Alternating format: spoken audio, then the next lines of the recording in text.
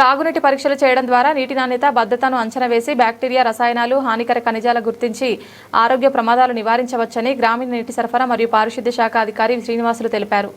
వేసవి కాలాన్ని దృష్టిలో ఉంచుకొని తాగునీటి వల్ల ప్రజలకు అనారోగ్య సమస్యలు తలెత్తకుండా ముందస్తు చర్యల్లో భాగంగా ఓరియంటేషన్ ఫీల్డ్ టెస్ట్ కిట్స్ పై అవగాహన సమావేశాన్ని ఆర్డబ్ల్యూఎస్ ఏఈ శ్రీనివాసులు ఏర్పాటు చేశారు.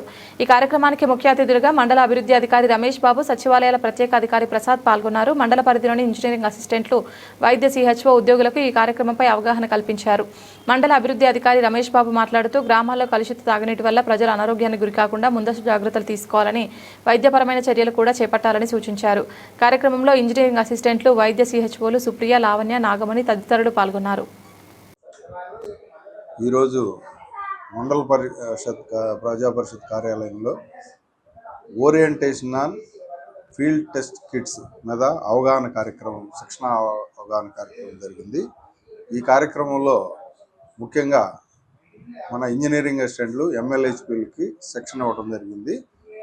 ఈ శిక్షణలో 8 రకాల టెస్టులు ఏ విధంగా చేయాలా, వాటి అవసరాలు ఏంది, వాటి వల్ల వచ్చే ఇబ్బందులు ఏందనేది కూడా ఆర్డబ్ల్యూఎస్ ఏఈ గారు వివరించున్నారు. దీంట్లో 8 రకాల టెస్టులతో పాటు మన ముఖ్యంగా డైలీ క్లోరినేషన్ ఎంత శాతం కలపాలి అనే దానికి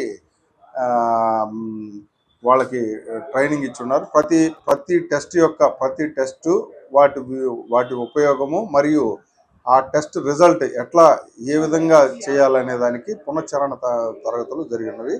ఈ కార్యక్రమంలో మన ఆర్డబ్ల్యూఎస్ ఏఈ గారు, డిప్యూటీ ఎంపీడీఓ పాల్గొని ఉన్నారు.